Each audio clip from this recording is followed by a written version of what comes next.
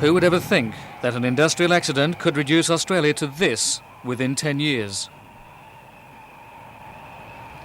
The residents of Broken Hill feel that it's more than possible, particularly if plans to establish a high-temperature incinerator to burn Australia's toxic waste goes ahead.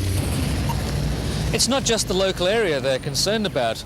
They're concerned about the nation's food chain, should any of that toxic waste escape, leak or fall from its transportation containers. The toxic waste we're talking about includes more than 70 dioxins and PCBs, polychlorinated biphenyls, used as coolants in electrical transformers across the country. Chemical engineering has produced some strange combinations previously unheard of, and it's very difficult to get the companies responsible to comment about them. As advanced as that technology may be, it hasn't found 100% safe means of disposing of the byproducts and unwanted results of that engineering which didn't work or worked too well. Hence, thousands of containers of the deadly poisons are stored in most of our major cities, awaiting technology or a major accident.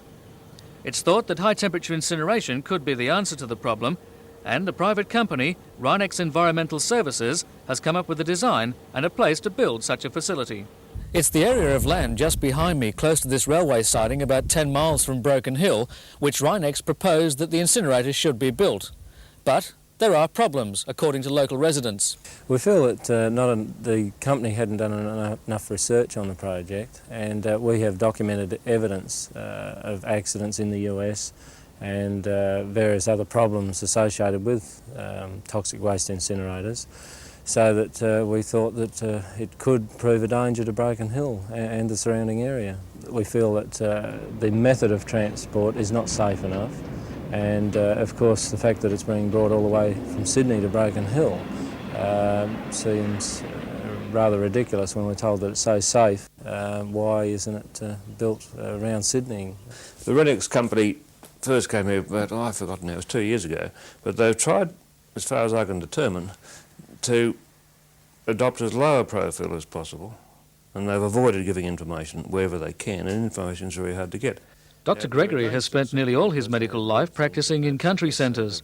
Since a birth deformity case in his early days, Dr. Gregory has a special interest in toxic waste disposal and is very much against the incinerator being built in Broken Hill. They are highly toxic in the short term, but they're extremely dangerous in the long term. That is, that they cause genetic change and they also cause cancer.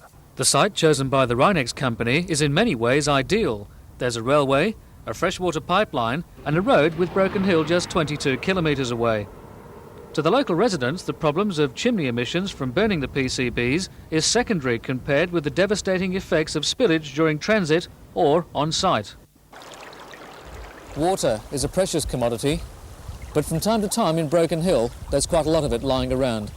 And the fear that most residents have is if PCBs hit the water, because they're bioaccumulative, their toxicity increases. And there's no way to wash it out. Even in dry conditions, a leak could cause the same problems.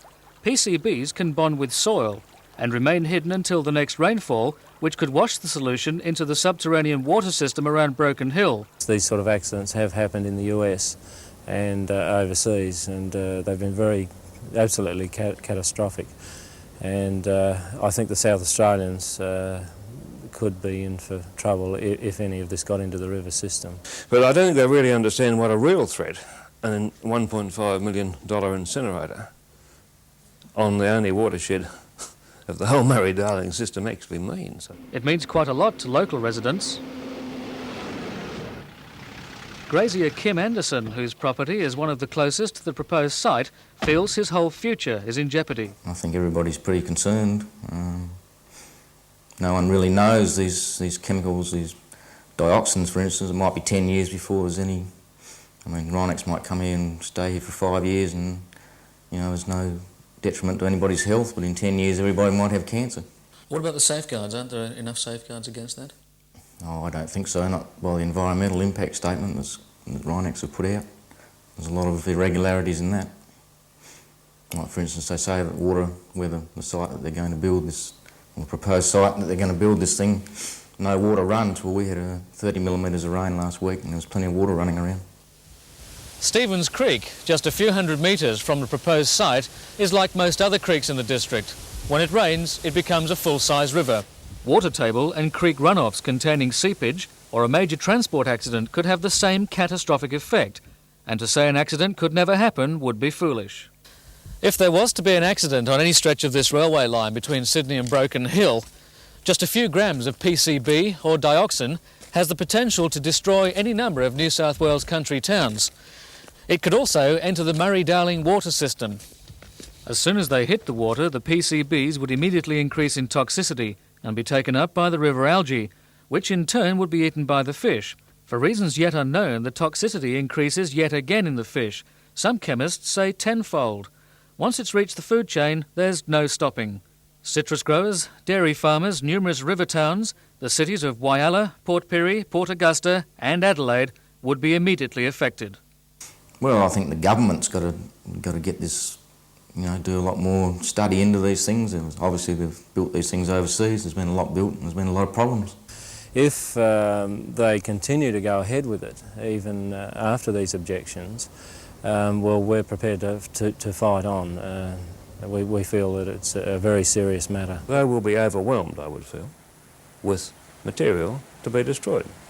The incinerator will not be adequate, and there will be accidents.